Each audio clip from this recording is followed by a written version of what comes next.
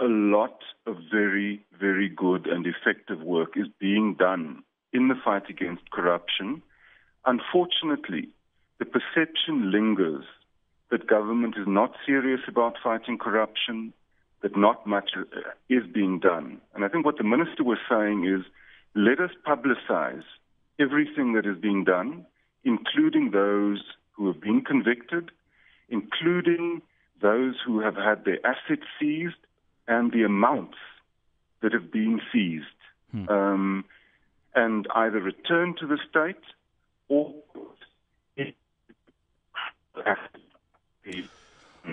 which money goes plowed back into our criminal justice system to further fight crime and corruption. All right. So I don't think it's so much a question of naming and shaming as just taking the nation into confidence and saying, look, this is what we are serious about fighting crime and corruption, and this is what is being done. But, Deputy Minister, doesn't that suggest that this is merely a PR gimmick? Just so that people are told about what government is doing, just a PR exercise, as opposed to making sure that those who are involved in corruption pay and pay with their integrity? Well, I don't know. I wouldn't call it if you want to call it a PR exercise, I would call it communicating with the people and telling them, reporting back. We're a government, we're an accountable government, and we report back to the people. And I think it's only correct that we also report back on the fight against crime and corruption and tell people what the successes are. You see, because I think we run a very real danger as a country if that on a constant basis the people are told that the situation is hopeless, that nothing has been done, because the effect of that is to demobilize people in the fight against crime. If people can't come forward with confidence that the information that they provide to our law enforcement agencies that is acted upon and acted upon seriously, people are going to stop coming forward to do that. I hear you. So I think it's very, very necessary for us. I hear you, Deputy Minister, but here's the thing. The stats will speak for themselves. And people will say, well, government doesn't really have to bother about necessarily doing what I refer to as PR. Let me give you the stats, for instance, that were delivered in Parliament in one of the newspapers today. The Public Service Commission and the Director General there, Richard Levin, told MPs that in 2006 to 2007, corruption had cost the government 130.6 million rand. Now, this ballooned to 932.3 million in 2010 and 2011. The figures are speaking for themselves. Corruption is becoming worse. The amount of money that government is losing through corruption is becoming worse. Which is exactly why we're saying that we need to intensify the fight against corruption, but also to tell people that that fight is yielding results. And what we're saying is that it doesn't help simply to give broad, generic statistics to say that 237 people have been arrested, that 32 have been convicted, that assets to the value of 860 million rand have already been frozen, that farms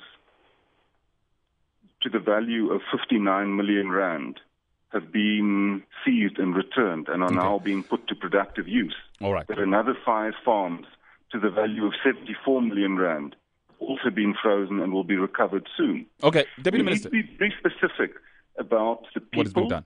And I think through that also illustrates that no one in our society is above the law. Let me get reaction. I think once one looks at that list, sure, the people of South Africa will see that we act without fear, without favor, and we act effectively. Let's get a quick reaction then. So, David Lewis, hi. Hello. Hi. Yeah, hi, sorry. I just would like to get a quick reaction from you then on what the Deputy Minister has been saying. Well, you know, the number of people, naming and shaming is good. It's what we do as well. And it's effective. The problem is that there are only 32 people who have been convicted of corruption since 2010, which is a drop in the ocean. So the number of people to name and shame is completely out of proportion to the seriousness of the problem. And secondly, many people are not convicted for corruption. They're either subject to disciplinary inquiries or they're quietly allowed to resign. and then often to pop up in other equally vulnerable points at equally other vulnerable points of the public service. Those are the people who should be named and shamed as well.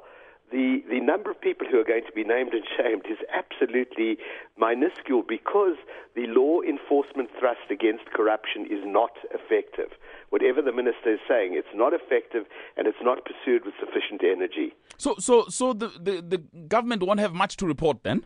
Well, I'm reading in the paper this morning, and it's a fairly well-known statistic. Since 2010, a total of 237 people have been arrested for corruption and 32 convicted. Compared to the scale of the problem, for example, simply identified in the Public Service Commission's recently released data, that is a tiny number, a minuscule proportion of the number of people who are engaged in corruption. And secondly, as I've said, many people are not even charged, let alone arrested. They are either subject to disciplinary procedures where they're on suspension for ages, or they're quietly allowed to resign and find themselves another nice job in the public service. Those are the people who should be named and shamed, along with those who are convicted of corruption.